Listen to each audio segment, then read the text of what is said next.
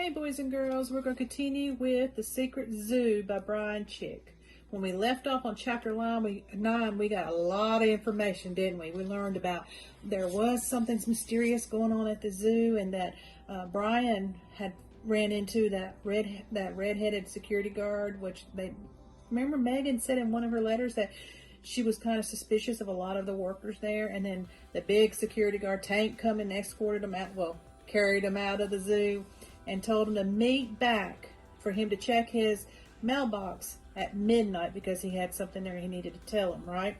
So, someone knows something because they said it was the Megan situation. So, there's something going on. So, let's see what happens.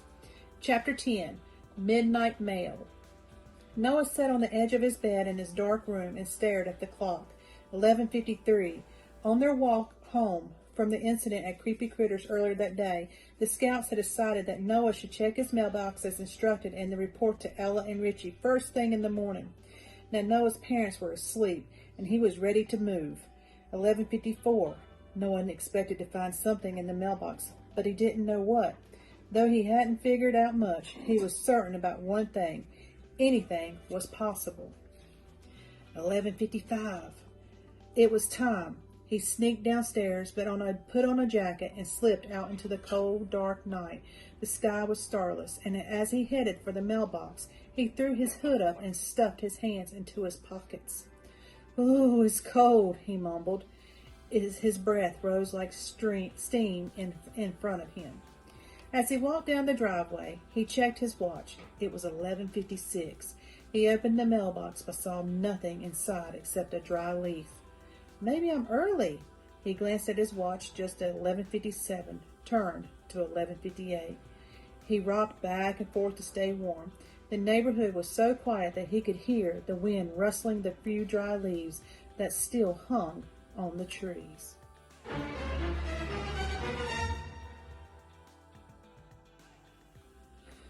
"11:58. Noah waited and waited. 11:58 morphed into 11:59. Then 12.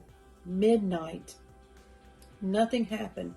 The time on his watch changed to 12:01, 12:02, 12:03. Maybe my watch is fast, he mumbled. Maybe. He heard a low sound and peered down the street. He could see nothing but darkness. "I'm hearing things," he told himself. He heard the sound again and fell silent. This time he was certain that it was something. But what? He didn't know.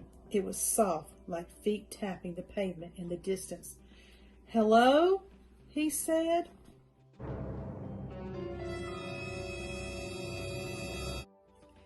A form began to take shape in the distance. Something was running toward him.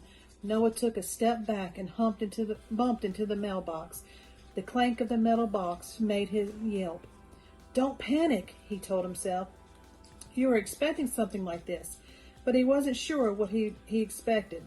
He had no idea what was out there. Tank had seemed to be on his side when he spoke to the scouts outside the zoo gates, but how did he know Tank wouldn't double-cross him? Maybe Tank was Charlie Red's best friend. Maybe the two zoo workers wanted to get rid of Noah and keep the Megan situation a secret. The tapping grew louder, and Noah started to make out the form down the road. Whatever the creature was, it was running on 4 legs. Noah didn't know what to do.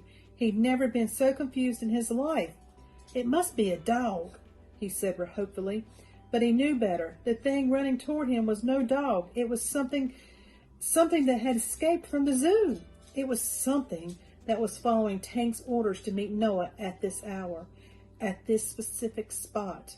It was something that could be friend or enemy. Just like Tank.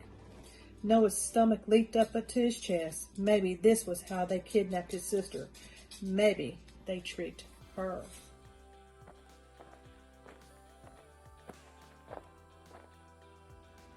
"Run, Noah," he told himself. "Run back to the house now." But he couldn't run, and he wouldn't hide. Not with so many unanswered questions. Not with Megan still missing. He felt sick. He felt betrayed. At that moment, in the cold and darkness, He closed his eyes and allowed the unknown animal to bear down on him. Uh-oh, what do y'all think it was? What kind of animal? Well, we'll have to wait and see. Chapter 11, at Ella's house.